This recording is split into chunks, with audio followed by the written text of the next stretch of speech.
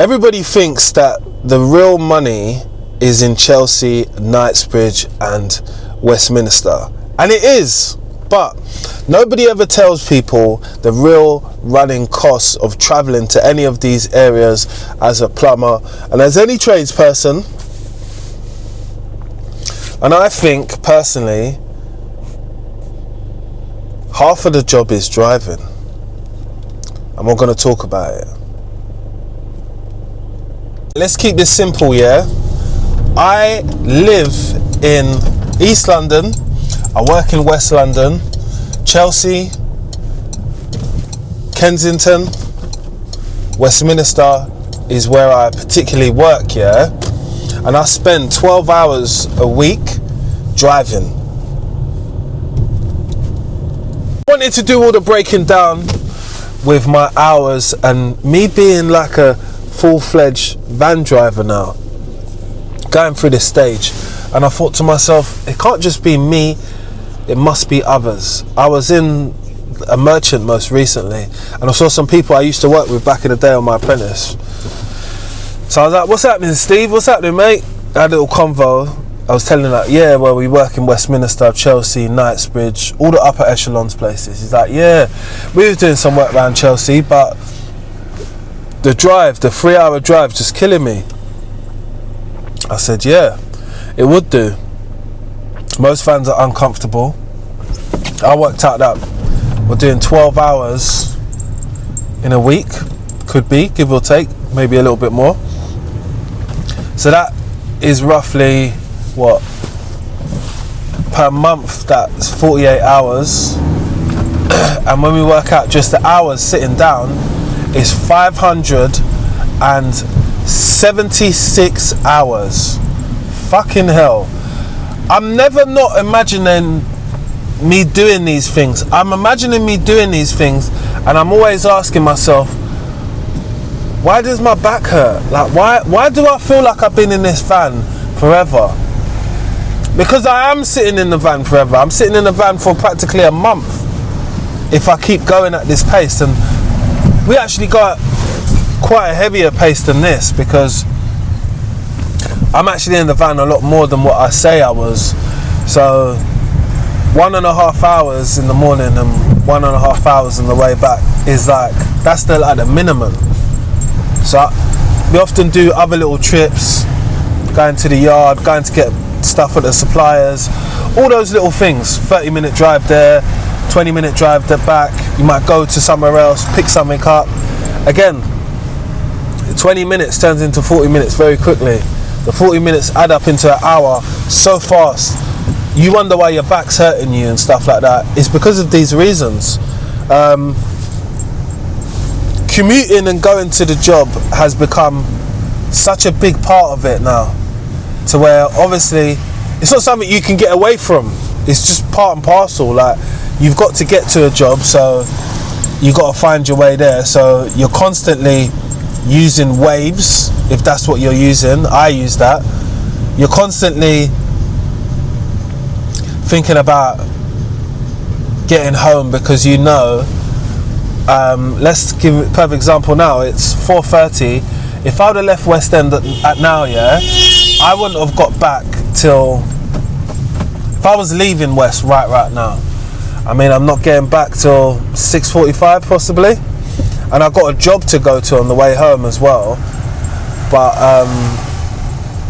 it's in North London. It's not in East London where I live. I've told you this already. So I've still got to go out my way. Then I still got to drop the van back and then drive to my own property after.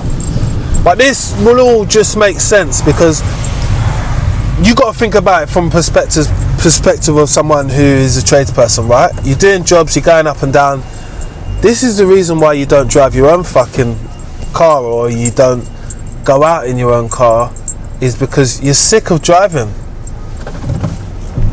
Sickening driving this amount of hours and time. So I worked out roughly, yeah, how much you'd be paying in like parking, congestion and stuff like that. It's an easy average figure of what we're talking about: parking, congestion and fines and tolls, because you got toll roads as well. You got Dartford Crossing and all that shit. Dartford Crossing really fucked me up one time, man. I don't like that place. But anyway, you could be expecting to pay anything from £600 to £1,000 a year. I just want to go over a few facts here. So when I said to you that roughly the average speed of London traffic is 15 miles an hour, so it's slower than what I'm doing now. On average, the miles we do per week is about 180. Average speed check ahead. And the average what we do per month would be like 780 to 800 a month, right? So yeah, that is 9,500. I just want to tell you how much we'd be spending roughly on fuel. So petrol, where was that one? I actually wrote this down somewhere. Oh yeah, so you'd be spending on petrol in a van, you'd be spending roughly a year is £2,185. Yeah, I know it's a lot. I'm a car driving person. Because I'm tall, I don't feel that a lot of vans suit me, because there's no... Well, anytime I get out of the van, my back is killing me. I'm 6'3". I'm not your... Me and LeBron James, nearly the same height. Anyway, right. So my point is, what I'm saying is that vans are not comfortable. You spend so much time in it, and nobody tells you how much you have to be travelling if you really want to make something out of being a tradesperson within London. The work doesn't come to you, you got to go to the work, innit? So it works like that, but what you end up having to do is charging people a lot more for your time. It's understandable. We have to charge people more for the time. But I went to a job yesterday, going back there tomorrow morning. Was going to go somewhere else in Notting Hill, but with just because of the times and the jobs, where they're in different places, we cannot make it. It's not possible. So it's better to do one job solid, finish, do it properly, because they're good clients, than start another one and say, oh, I'll be there at this time. And we can't be running a high-end business and doing stuff like that, because it always leaves no time for yourself. You're always eating in the van, doing some bullshit, like doing your paperwork and stuff like that, when you should be doing it at another time. So it doesn't give you great balance. And it's like any job now in London, which is for any tradesperson, they tell you, oh, we expect you to do 8 or 6 jobs a day, stuff like that. You know, if you want to lose your license while trying to race around to please Paul, while they have no idea, or the planners and people like that don't really care about your license, it doesn't make any sense. I wouldn't be doing it, because having a driving license in London is a privilege. Don't let anybody take that privilege away from you. I'm going to wrap it up with a few more things when I get off this motorway, but I'll be back in a second. All what happens here is that when you go to customers' houses, yeah, they want to tell you about, oh, I've got this other little job, I've got that little job, oh, you couldn't have a come. I can't. Do you know why I can't? Because I'm on the clock. I'm on the clock every time, anytime where I go. And unless someone's booked something in and you've got that extra 15-20 minutes just to go over stuff, just to be thorough, which we should have the time to do anyway, which we don't, is the only time you can kind of pick up on those things. I get highly annoyed when people say, oh, you couldn't just look at this, could you, while you're here, and just look at that, and I've got this other little thing. No, I can't do it. I can't do it because time is money. And for me, giving you another extra half an hour or 45 minutes, just on the basis of what I feel like it started to be like, it sounded like a conversation was going to be for free. You couldn't have a look at this, could ya? I'll have a look at it, but are you going to pay me to have a look at it? That's where the conversation always starts to change for any tradesperson. Are you going to pay me to look at what you've just asked me to look at? Because do you think it's a favour what I'm doing, or do you think I've just got the free time? Because once we establish which one they are, I'm sure the arcs would be very different on how someone goes about it. And I know that a lot of tradespeople are not busy, and they give people the spill and tell them, oh, you know, I got too much things going on, but when you genuinely are and you are fighting for time, whether it be because of traffic commitments, work commitments, where you work and what time you finished, what time you started. In life, what I've learned at the moment now is just that unless you have a personal business, which might be a small family run business or something like that, that's what I work for at the moment, I wouldn't be putting that super extra push behind things what you do, because it's not always appreciated. In this world we live in now, a lot of people don't know how to say thank you or say appreciate you being able to turn up today and do this work. I'll pay you plus a little bit more, or I'll offer you something, like start some like simple things, people offering you a cup of tea, a drink when you first come in. Those things are kind of courteous. I know people don't have to do that when you come to their property, you know,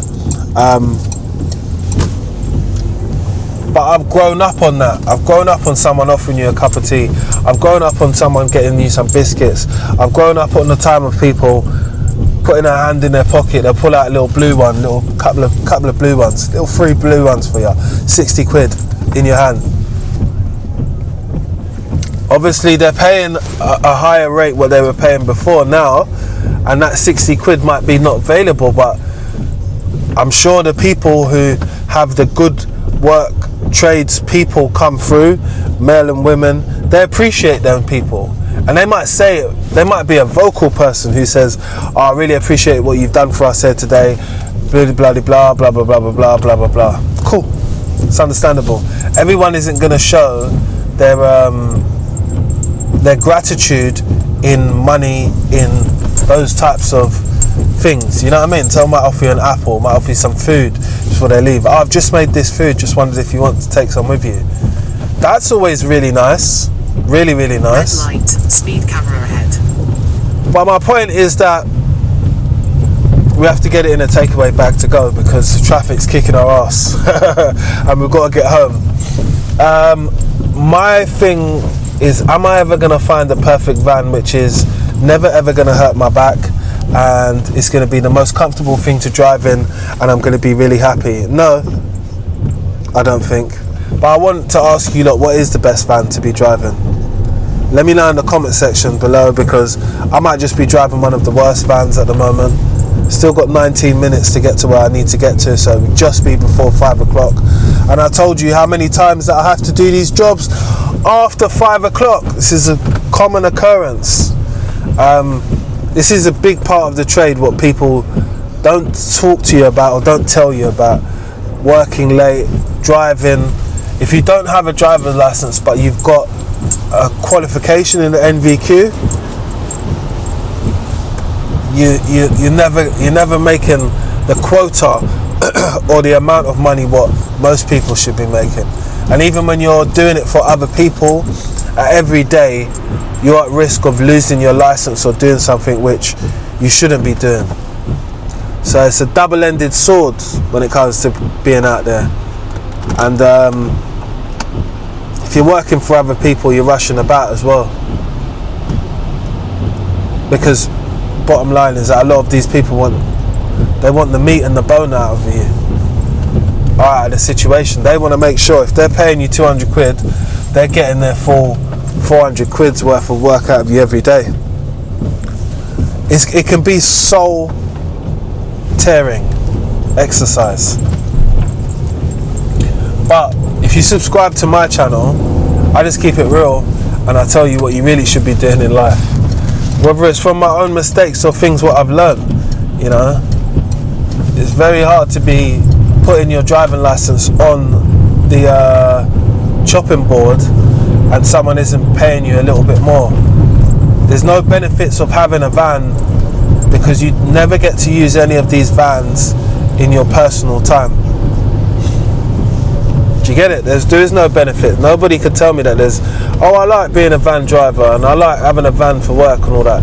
It's a liability. Your tools, your stuff can get broken into at any time, and depending on who you work for, guess what? They ain't paying you back for them. But they asked you to bring power tools. Gotta always make it make sense. Use their power tools. They don't provide them for you, don't bring them. I bring limited power tools to work. I have my own, but anytime I'm using my own, I make sure I take them out because they're mine, my personal tools. I worked hard to get Milwaukee tools. It wasn't easy. It came out of my own money. So look after your pride and possessions, the things that make you the money, your hand tools, your power tools. Remember, there's different ways how to move when you got a van. Like, you know, move like a ninja. Don't have the doors fully open. Think about Bruce Lee. Wax on, wax off. Do you get it? Don't even think about this. Subscribe to my channel because I give real life content, real life things what happen, which is, the debate is about working at West End, you know. To some of us it's worth it, to others it's too much of a drag. When I think about how many hours of sitting down for a whole month in the van, just driving, that's mad. But the wages are mad too. You let me know what you think in the comment section below, and I'd also like to hear some feedback from you guys because that's what matters. Like, share and subscribe. It's Mr. London Plumber. Let's get it.